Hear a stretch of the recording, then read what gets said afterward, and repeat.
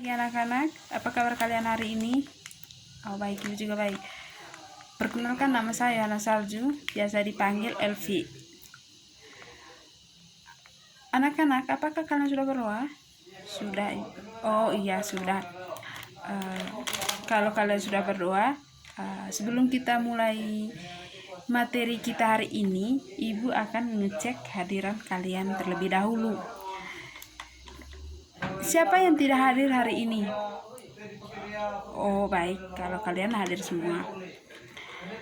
Baik anak-anak, hari ini ibu akan menjelaskan tentang mengidentifikasikan karakteristik geografis Indonesia sebagai negara kepulauan maritim dan agraris serta pengaruhnya terhadap ekonomi, sosial, budaya, komunikasi, dan transportasi. Baik anak-anak, hari ini ibu akan menjelaskan letak astronomis dan letak geografis di Indonesia dan kepulauan maritim, agraris, dan pergantian musim. Sebelum ibu mulai menjelaskan tentang hal tersebut, tujuan kita mempelajari materi ini supaya kita bisa mengetahui di mana letak astronomis dan geografis, di mana letak negara maritim, agraris, dan pergantian musim. Baik anak-anak, di sini ibu akan menjelaskan satu persatu. Yang pertama, ibu akan menjelaskan tentang letak astronomis dan letak geografis di Indonesia. Baik, letak astronomis itu anak-anak merupakan lokasi suatu wilayah berdasarkan titik koordinat yang meliputi garis lintang dan garis bujur. Sedangkan letak geografis di Indonesia berada di antara dua benua dan dua samudra. Maksud dari dua benua dan dua samudra di sini anak-anak, ada benua Asia dan benua Afrika, dan samudra ada samudra Hindia dan Pasifik. Berdasarkan letak astronomis di Indonesia juga memiliki iklim tropis dan pembagian waktu. Nah, di sini pembagian waktu ada 3. Pembagian waktu Indonesia Barat, waktu Indonesia Timur, dan waktu Indonesia Tengah. Dan yang kedua tadi, Indonesia dikenal sebagai negara maritim karena luas perairan yang lebih besar daripada luas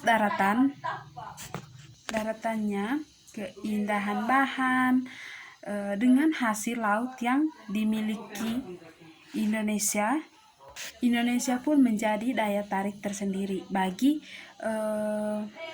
wisatawan dunia. Indonesia sebagai negara Indonesia juga sebagai negara agraris. Itu tadi yang ketiga, Indonesia sebagai negara agraris. Indonesia sebagai negara agraris itu tadi karena sebagian besar di Indonesia bekerja di sektor pertanian, tidak hanya sebagai negara maritim. Negara agraris juga bekerja sebagai di sektor pertanian.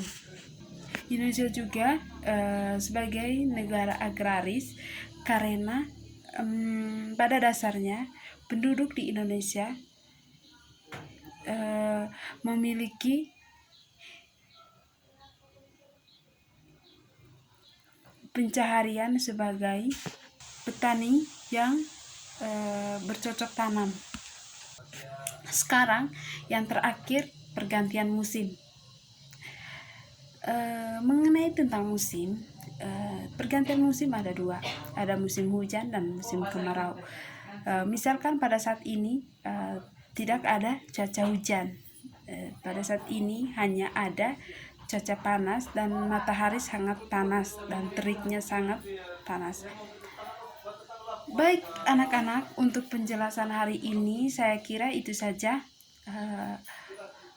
Mungkin di antara kalian ada yang mau bertanya, ibu akan persilakan untuk bertanya kalau kalian belum mengerti apa yang dijelaskan oleh ibu tadi. Baik anak-anak, karena kalian tidak ada yang bertanya,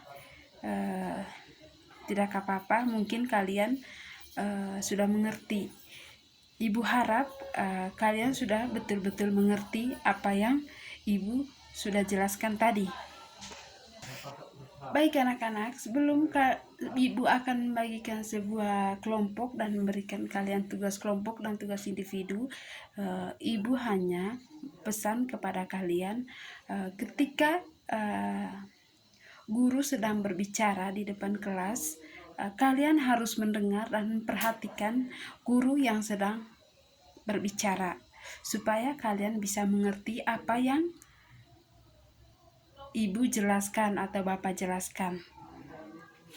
Nah, baik, kalian